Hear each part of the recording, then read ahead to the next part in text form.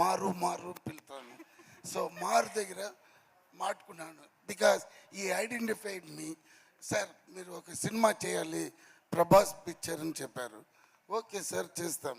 అప్పుడు ఎందుకు చెప్తున్నానంటే అప్పుడు సడన్లీ వన్ డే చెప్పారు, సార్ ఇంకొక సినిమా ఉంది అది కూడా మనదే మీరు చెయ్యాలని.